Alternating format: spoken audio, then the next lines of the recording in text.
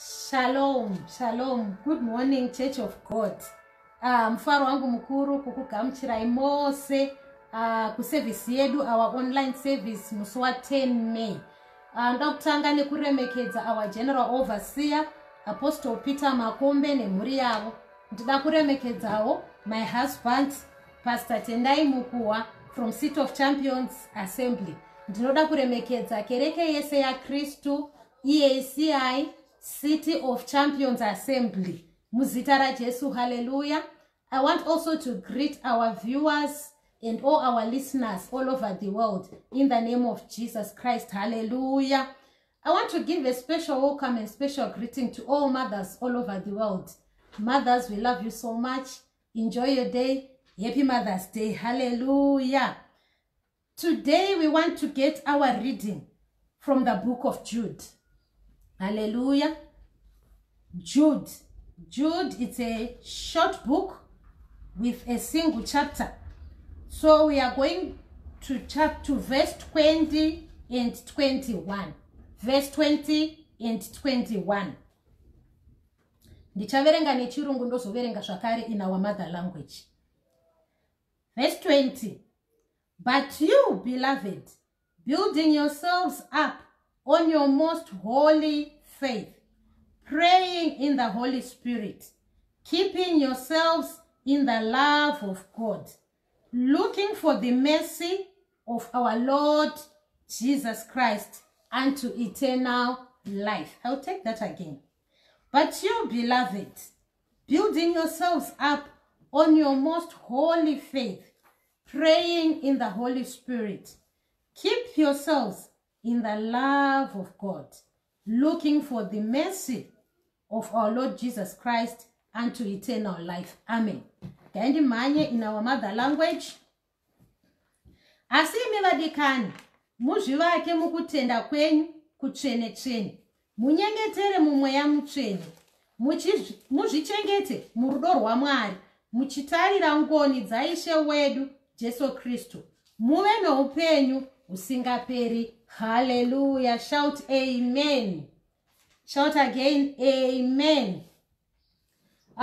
Zvara nhasi tigovera neshoko rine musoro watapaiwo kuti keep yourselves in the love of God. Keep yourselves in the love of God. Muzvichengetedze murudo rwaMwari.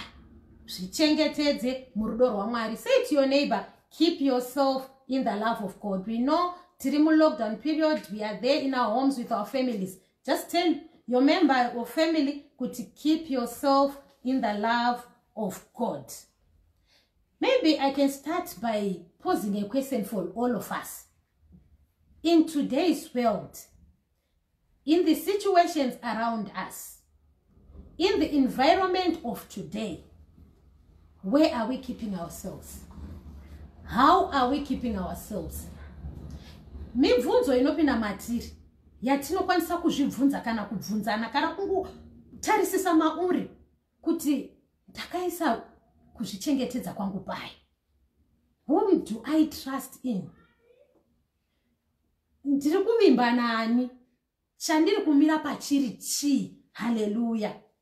Then we find kuti in today's world there are different things that we put ourselves in, that we trust in. We put so much trust that upenyu hwedu hunotodeterminwa nechinhu ichocho. Upenyu hwedu hunotoidentifiwa nechinhu ichocho. Hallelujah. You find these days tiri kuzvichengetedza tiri mu lockdown. Mumwe munhu, you are keeping yourself you are so much into your wealth that you trust kuti my wealth will take me far. My wealth will take me there. Hallelujah. Some people, we even keep ourselves in our jobs. Mabasa atinoshanda. We see them, they are all in all for us. And we don't think of anything else besides kuti basa rangu rinondiitira zvakanaka. Hallelujah. Some, we keep ourselves in other people. We determine ourselves because of other people. Tinotemba ne vanhu, tinotemba ne umwe munhu, tobva taisa upenyu hwedu hobva hwaperera pakutemba neumwe munhu. Hallelujah. And we keep ourselves there, hoping to find peace, hoping to find rest, hoping kuti zvinhu zvedu zvinoenda zvakanaka muzita raJesu. Hallelujah. But nhasi ndauya neumwe musoro, ndauya neimwe nyaya yekuti tikurukure tionesane kuti where exactly can we keep ourselves in whatever season, in whatever environment, in whatever situation. Where are we able to keep ourselves without fear? Where are we able to keep ourselves tisingarwi nehana, tisingatyi, tisingatakahadziki, uye tiine hope muzita raJesu. Amen. Tiine faith, tiine hope, tichitarisira kuti we will be there. Hallelujah. Keeping ourselves in the love of God. Amen. Buku yataverenga yekuna Jude. Ibhuku ine one chapter, a very short book. Jude anova iye a brother to James. Muzita raJesu. Amen. Anonyora iye bhuku rake writing to the church, writing to the believers, writing to the born again. Muzita raJesu. Amen. And he was directing his message, trying to make them aware, warning them about false teachers. Muzita raJesu. Amen. Time inonyora Jude, kereke yakanga yavambwa zvakanaka ichifamba. But during that time, false teachers, they were creeping into the church, coming in with different doctrines, coming in with other dimension of doctrines. Hallelujah. The church, when the apostles began, they were preaching one message, the message of the cross. They were preaching Christ and him crucified. Hallelujah. They were preaching faith. They were preaching salvation, basing on the cross of Calvary. Hallelujah. But as time payakatanga kufamba, pakatanga kusimuka vamwe vadzidzisi, pakatanga kusimuka vamwe vaprofita, vakanga vakuya nerimwe vhangeri rakanga rava kusheka the church. Amen.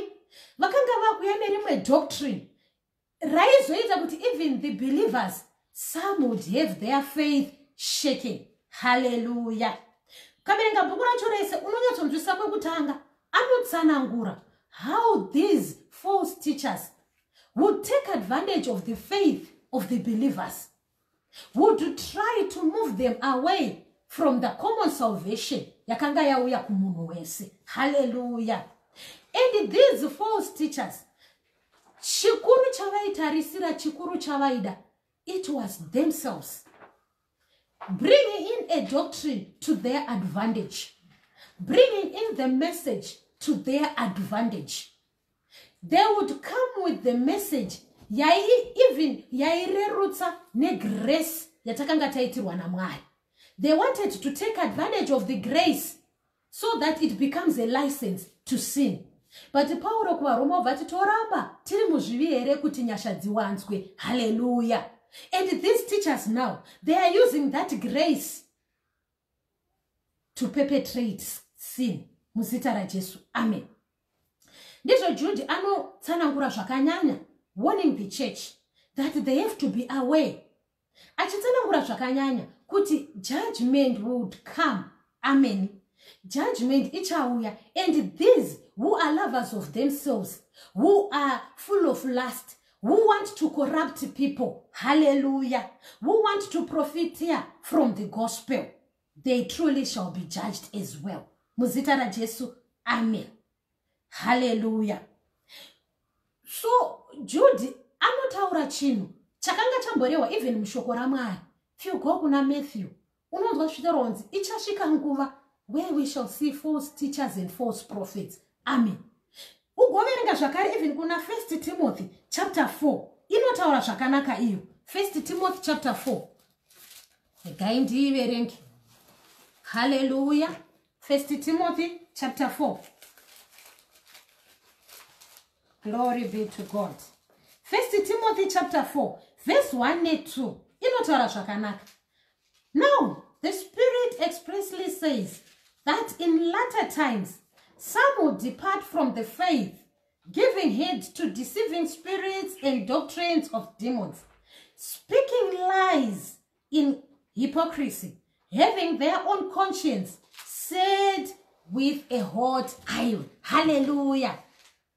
Believers, brethren in Christ, tinotenderana kuti na Paulo unonyora tsamba iyoyi achitaura even nemwaka wanhasi takura tararama kereke yava mumwaka where the world is full of vadzidzisi venhema, where the world is full of these false teachers and preachers vanouya nevhangeri inotapira kune vanhu for their own benefit. Hallelujah. Vanouya nevhangeri even inobhabhadzira chivi because they want multitudes of these people.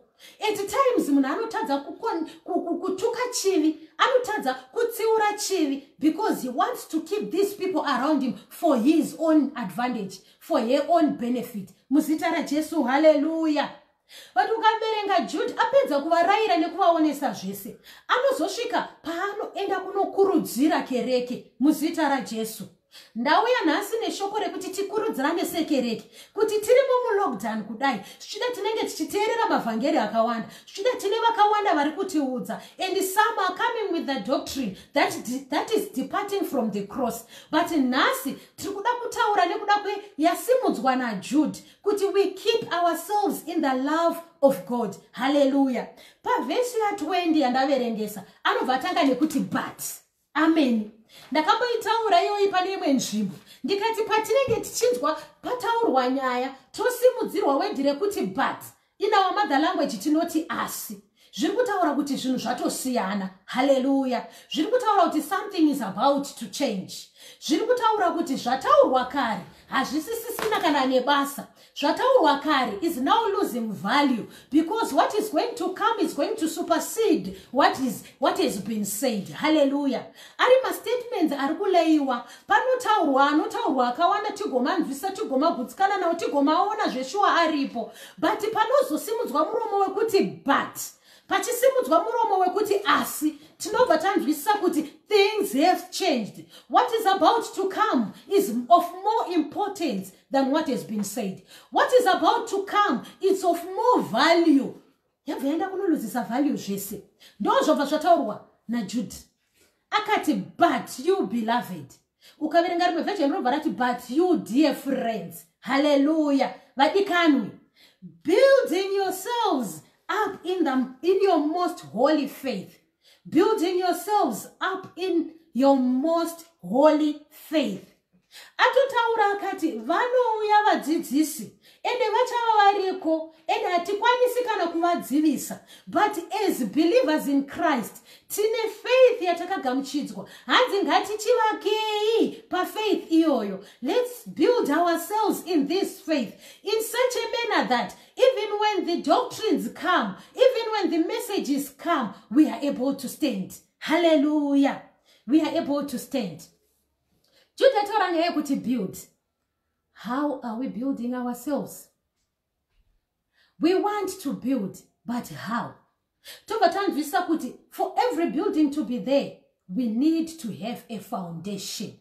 Hallelujah. Say to your neighbor, we need a foundation. Amen. Where are we going to build it? We need a foundation. Tikatarisa, we have got so many structures dzakavakwa. Structure yose inovakwa nefoundation yakaita urenge-renge, it doesn't stand. Structure yose inovakwa nefoundation iri loose, it doesn't stand. Whenever people are building, unotoona kuti nema inspectors anotoda kuona matanga kuisa foundation so that they can determine how strong, how firm your foundation is. Muzita raJesu. Amen. Shoko robva rataura zvakanaka kuna 1 Corinthians chapter 3 kuti for no one can lay any foundation other than the one which is already laid, which is Jesus Christ. Hallelujah. So we want to build ourselves, but we need a solid foundation. We need a sure foundation. And Paul told us of a sure foundation in Corinthians. Akati hakuna kumwe kwatingavaka kunze kwefoundation inonzi Jesus Christ. Inobva yataurwa zvakare kuna 2 Timothy kuti nevertheless God's solid foundation stands firm. So there is a solid foundation, my dear brother and sister, so that we are prepared. Whenever these messages come, we remain firm. We need a foundation that does not shake. We need a foundation that doesn't change. We need a foundation that remains. Foundation, yes, even the results of our structure becomes loose. Hallelujah. We cannot build on clay. It crumbles down. We cannot build on wood. Wood, sometimes it is attacked by termites. We cannot build even on sand. Sand is very loose. Sand can sink. Sand is not even firm to hold a structure forever and ever. Henceforth, we are only on Jesus Christ, who is a firm foundation of our faith, who is a firm foundation of our Christianity. Shout hallelujah. Shout hallelujah.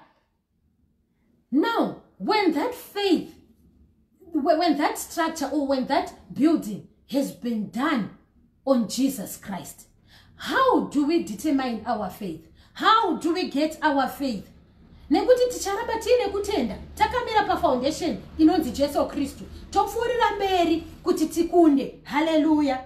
Shoko robva radaro kuna Romans chapter 10 verse 17. Faith comes by hearing, and by hearing the word of God. Hallelujah. Faith comes by hearing, and by hearing the word of God.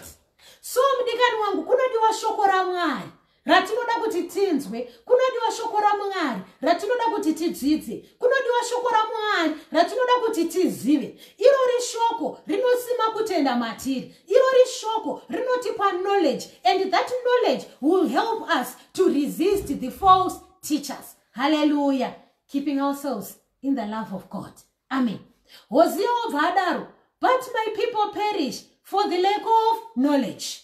Vanhu vangu vanoparara nekushaiwa zivo. Vashaya zivo nei? They don't have the word. They don't have the word. They don't have. And who's the word? Jesus Christ. Hallelujah. When we know the word, we know Jesus Christ. Muzita ra Jesu. Amen. Acts chapter 20. Paulo vataura zvakanaka pa verse 32. Now I commend you to God and to the word of God, to the word of his grace, which is able to build you up. Now I commend you, brethren, to God and to the word of his grace, which is able to build you up.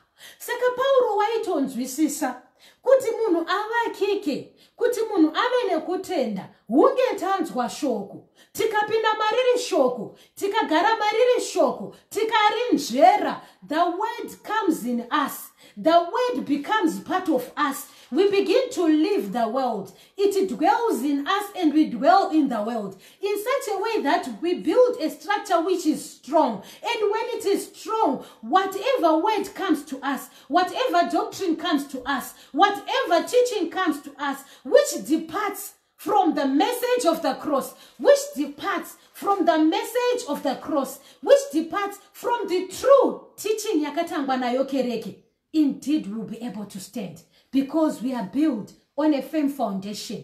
Our faith is based on the word of God. Shout hallelujah. Shout amen. We need to have the word. And we have the word. We stay in the word. We eat the word. We live the word. Even when we pray, the word helps us to understand even the Holy Spirit. And you find yourself praying in the Holy Spirit. You find yourself having a fellowship, intimacy with the Holy Spirit because you're full of word. And it helps you. Hallelujah. It helps you in this age. It helps you in this world where we are full of such false teachers and prophets. Keep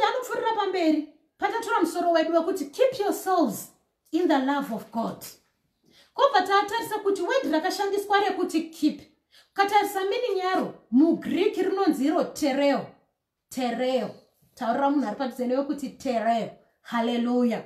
Chireva izvo kuti take care of, guard from, observe, reserve, Saka pane munhu akatenda muna Kristu, pane munhu akazvivakira muna Kristu, pane munhu akamira pafoundation inonzi Jesu Kristu akawana kutenda. Ndiye ari kuencouragwa nhasi mumwaka watiri naJudhi kuti chizvichengeta uri muna Kristu. Take care of yourself in the love of God. Guard yourself in the love of God. Why are you guarding yourself in the love of God? So that you are not distracted by false teachers. So that you are not distracted by false doctrines. Dzichakubvisa pa the common salvation that you have received. Dzichakubvisa pa basa rakaitwa rikapedzwa remuchinjikwa. So you need to keep yourself in the love of God. That is where you are safe. That is where you are guaranteed. That is where you are kept with hope. That is where you are kept with victory. That is where you can conquer the world when you are in the love of God. My dear brothers and sisters, to notice where God loves us so much. Yes, we have our parents, we have our friends, we have people who say they love us. And truly they love us. But their love is not the love of God. John 3:16. For God so loved the world that he gave his only begotten Son, that whosoever believeth in him shall not perish, but have eternal life. Hallelujah. Romans kuti God demonstrated love for us in that whilst we are still sinners, Christ died for us. Hallelujah. Ndorudo rwandoda kuedza kutsanangura iroro runotisiyanisa nemamwe marudo ese atinoshare kuti whilst we were still sinners, oh, Christ died for us. Akatofa achitoziva kuti tiri vatadzi. Tanga tisina chakanaka chatakanga taita, tanga tisina chakanaka chaibuda matiri, but God loved us. And that love ndoyo akazotuma kuti atipe mwana wake kuti atifire, so that we are reconciled to the Father. Muzita raJesu. Hallelujah. 1 John chapter 4:16a yacho inobva, and we have known and believed the love that God has for us. God is love. Saka zvaari Mwari ndo zvaanotipa. Zviri Mwari ndizvo zvaanotipa. He is love and he gives us love. He cannot afford to withdraw his love from us. Ndo saka akatotanga kupa humanity love. Kubva pekutanga Mwari atoda munhu achidona. Mwari haana kumira kuda munhu. Akaramba achimuda. If you read the word of God, unonzwisa zvakanaka panodona Adam naEve. Mwari vanodzoreredza nekuda kwerudo rwavo. Havana kuda kuvarasa, asi vakavada kuti vana vangu zvisikwa zvangu ndakavaumba namaoko angu, so I will still love them and I will reconcile them to me. Ukapfuura through the scriptures, unoona kuti Mwari vairatidza rudo rwavo vachiedza kuridhima munhu. Sini yaikwira kusvika paclimax. Inonzwa the days of Noah. Inonzwa zvakawanda. Nguva yevana veIsraeri tinonzwa kutadza kuzhinji. Unofamba uchiona kuti vanhu vaida kuramba vachiti Mwari achivapa mukana wekuti vadzokere kwavari. Unotonzwisa even munguva yevana veIsraeri pavaizopa masacrifice vachizouraya, they were trying to atone for their sins so that they will be reconciled to the love of God. Nekuti Mwari vaitida, vaida kuti tigare tiri murudo rwavo. Ndizvozvo vanozosvika pakutipa mwana wavo Jesu Kristu. Tiri vatadzi kudaro tichirarama mukutadza tiri in filthiness. God loved us and God loves us and he gave his Son. He did not spare him. Jesu vakatifira pamuchinjikwa kuti tidzokere kuna Baba. Ndo patinoti tikatarisa such love. For myself, I rejoice in the love of God. I celebrate in the love of God, because when I see the love of God, ndinoona my redemption in there. When I see the love of God, ndinoona my salvation in there. When I see the love of God, ndinoona my adoption. Amadangu, tanga tisiri verudzi uru. But we were adopted into sons and daughters of God. Takatoitiwa vana vaMwari nekuda kwerudo irworo. Nekuti munhu haadopti chaasingadi. Unotoenda kunochitora nekuti azere nerudo unochida. Hallelujah. So in the love of God, I see my protection. In the love of God, I see my blessings. In the love of God, I see my covering. In the love of God, I see everything. I see my love. Ndosaka zvara nasi tiri kushumirana chiti, let us keep ourselves in the love of God. The love of such a manner. Hallelujah. Haitarisi rudzi. Haitarisi color or creed. haitarisi zvatakaita kare, nekuti rinotodaro shoko raMwari kuvaHebheru kuti zvavakaita pakare pavo ndakavaregerera ndakakanganwa. I will remember not their former sins. I say, the moment you came to Christ, the moment you gave your life to Christ, wakabva wapiwa nerimwe rudo runoshamisa, ukabva wagara murudo irworwo rwokuti haaverengi zvaakakutadzira. But chavapo ndechekuti tigare tirimo murudo rwaMwari, tizvichengetedze tirimo murudo rwaMwari. Nekuti shoko rinoti chiiko chingatiparadzanisa pane rudo rwaMwari? Matambudziko here? Kurwarirwa here? Irufu here? Zviko zvingaiva zvinetswa here? Ndiyo COVID here? Kusasangana here kumakereke kwatiri kuita kungatiparadzanisa nerudo rwaMwari? But Paulo unodaro akati kwete, hakuna pane zvese izvi zvinotiparadzanisa kubva kurudo rwaMwari. Saka mudikani wangu, know your position in Christ. You are in the love of Christ. Know your position, kuti ndiri murudo rwaMwari, ndinozvichengeta murudo rwaMwari. Nekuti shoko rinobva radaro kuti our lives are hidden in Christ. Saka noupenyu hwedu hwakachengetedzwa muna Kristu. Kristu anova akadiwa naMwari, Kristu anova Mwari pachezvake. Upenyu hwangu hwakachengetwa murudo rwaMwari. Muzita raJesu, amen. Muzita raJesu, haleluya. So kana ndiri murudo rwaMwari, ndinogara murudo rwaMwari, ndigofamba ndiri murudo rwaMwari, ndigochengetwa ndiri murudo rwaMwari. Zvinouya zvichindiwira, zvinondirwira in the love of God. Zvinondiwana ndiri mu the love of God. Matambudziko anondiwana ndirimo, mafaro anondiwana ndirimo, kuchema kunondiwana ndirimo, kushorwa nekutukwa kunondiwana ndirimo. But I'm kept safe in the love of God. Nekuti kuna X anodaro kuti in him we live, we move, and we have our being. Saka kana tiri maari takakwana, tizere murudo rwaMwari, tizere munyasha dzaMwari. Hallelujah. Shout, keep yourself in the love of God. Keep yourself in the love of God. Hallelujah. Indeed. Tiri pa foundation inonzi Jesu Kristu. Tapiwa kutenda. Tinoda kuti tigare takangochengetwa pane ikoko kutenda kwatakawana pokutanga. Tiregere chinotibvarurira kana kutibvisa pane kutenda kwedu. Tirege kuwana kana chinotivhiringa pane kutenda kwedu. Hallelujah. Ndizvo, for us to remain in the love of God, we also want to continue edifying ourselves, building upon that love, building upon that foundation. Notonzwisa wega kuti kana tichivaka mabuilding atinoona, when a foundation has been laid, what is left then? There is building of the structure, building of the walls, building of the roof. Hallelujah. Kunoiswa madziro, kunoiswa denga. So, patakatenda Kristu, patakagamuchira ruponeso rwedu, tikavakira panheyo imwe chete yaJesu Kristu, tikapiwa kutenda, there is our character that is needed to be built. Muzita raJesu, amen. Pane anonzi inini, pane hunhu, pane munhu akamira pana Kristu anoda kuvakwa.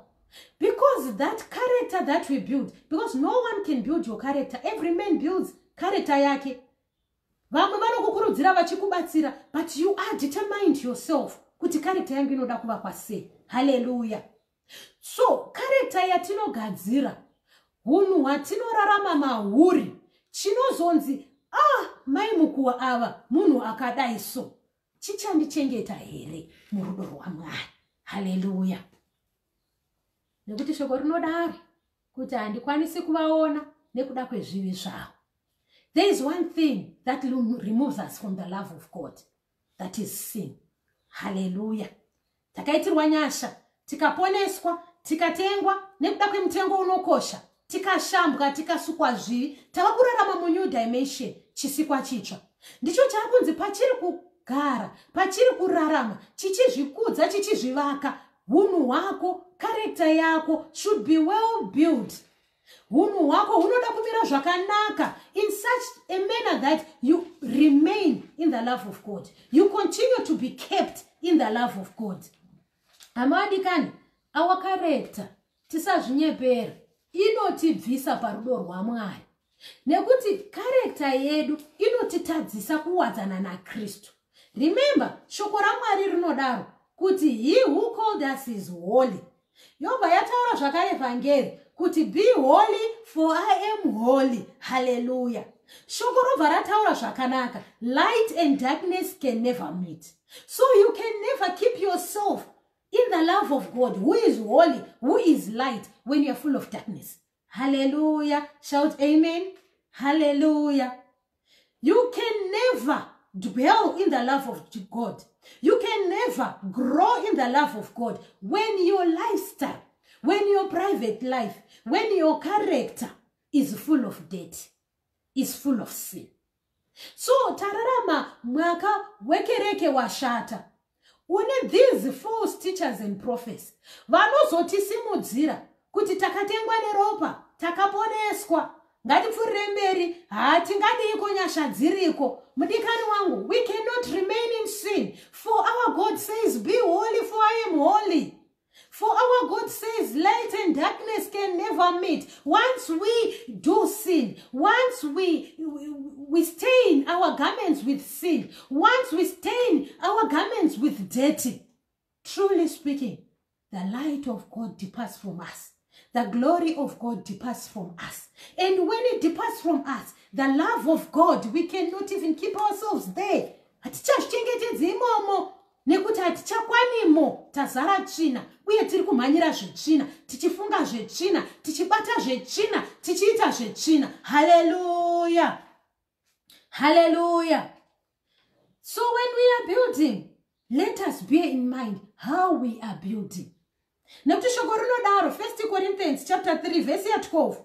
Now if anyone builds on this foundation with gold, silver, precious stones, wood, hay, straw, each one's work will become clear, for the day will declare it, because it will be revealed by fire. And fire will test each one's work of what sort is it. Hallelujah. Mdikani wangu mabasa edu achayedzwa, ende achayedzwa nemoto. Mabasa edu atiri kuvaka nawo achapimiwa nemoto. Ogone kunzi mabasa rudzi. And these now works, they even distract us to remain in the love of God. So we continue building nemabasa asiriwo. We continue building necharacter yakasviba. Tichingoti tiri kuriparidza ngariende vhangeri. Chingoti tiri kuriparidza, but kwatiri kurarama uku tizere netsvina. Dikani wangu, know it. One day we shall all be accountable. One day our works, they are going to be tested by fire. Akarurama ndiwo achabuda. Aedzwa nemoto ndiwo achararama. And the rest achapiswa agosviba setsitu muzita raJesu. Amen. So let us build with the best material. Hallelujah.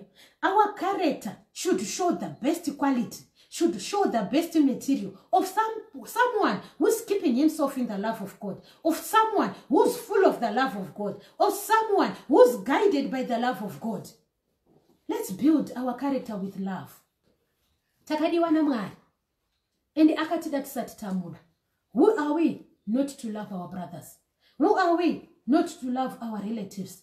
Who are we not to love our neighbors? We should love all. Nekuti iwe I'm kept in the love of God, but you cannot love your neighbor. Unotoenda ku church ende unotozivikanwa. Mabasa yako nawo, kereke unotsvaira. You do all the works at church, but tikazoenda kwawakabva, when we want to know who you are, your relatives, what do they say about you? What do they say who you are? Izvozvozvo, uri kuvaka your character where? Does it show us that you are enjoying the love of God? Hallelujah. Faith. We build in faith. Kutenda kwedu ngakurege kuzungunuswa. Our hope. Shoko rinodaro kuti hope does not fail and hope does not disappoint. Hope inotichengetedza, inotipa tariro ramangwana.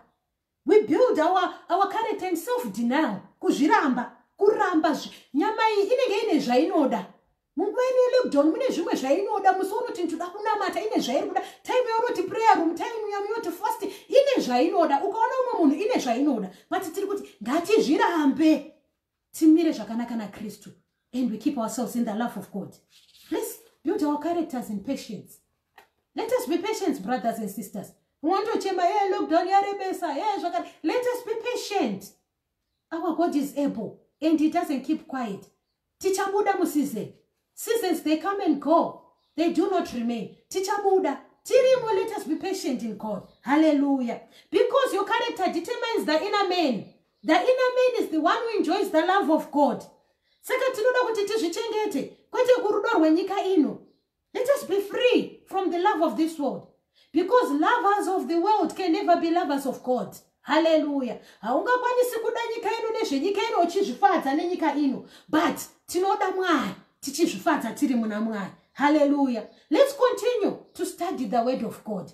As I'm rounding off, I want to encourage you, brothers and sisters, to continue in the word of God. Tichiramba tichiri njera. Unokuona kudisisisa kwakakuita Mwari mushoko raMwari. Unonzwisisisa rudo rwaMwari uri mushoko raMwari. Keep yourself in the love of God, anticipating for the return of the Lord. Indeed, Christ is going to come again. Anotuwana tiri pai. Achatuona tiri murudo rupi. Tishoko rinotodaro kuti hanzi nokuti rudo rwavazhinji shall grow cold. It's going to wax cold. Rudo rwavazhinji kuna Mwari ruchaoma, ruchagwamba, ruchatonhora, ruchashayikwa. But ndiri kuti iwewe nhasi nekuti tanzviso takadiwa nerudo runotyisa. Let's continue to wait for the coming of the Lord tiri murudo rwaMwari. His mercy endures forever. It guarantees us life. His love, it prepares us for tomorrow.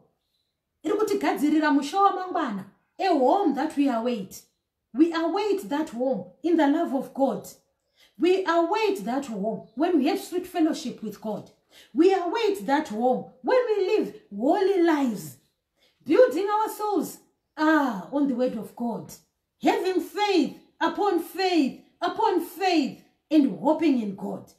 Remember, brethren, we have passed. Tinako kwatakabva, vamwe tichiriko kwatiri, vamwe tichiri kuita tichidzokerako, but zvizive kune rudo runotida. No matter the wrong paths we have taken, no matter the wrong ways we have taken so many times, God loves us so much, and He doesn't want us to perish. So we have to go back to Christ. We have to give our lives to Christ, so that Mwari vatichenese, vatipe nzvimbo mavari, tive vana vavo, tichengetedzeke murudo rwavo. And when we understand the love of God, when we understand His work of the Calvary which was finished, we understand kuti takadiwa, and hatidi kubuda murudo rwakadaro runotida without conditions. Tisina chakanaka chatakaita wakatida. Pano panyika tinodanana nekuti pane zvataitirana, tinodanana nekuti ndibhururu ndinhingi wangu. But God just loved us because He created us and He gave us His Son. May God bless you. I hope you are encouraged and you will not fear, even when you hear the wrong doctrine. When false teachers and preachers and prophets come along your way, remain in the faith of God. Remain in the love of God. Those who haven't received Christ, make a decision. Receive Christ. Make a decision. Have Him as your Savior. Have Him as your Lord. Mukamchiri, so that you will triumph as well, because He has triumphed, so that He resides in you. Believe that He was crucified.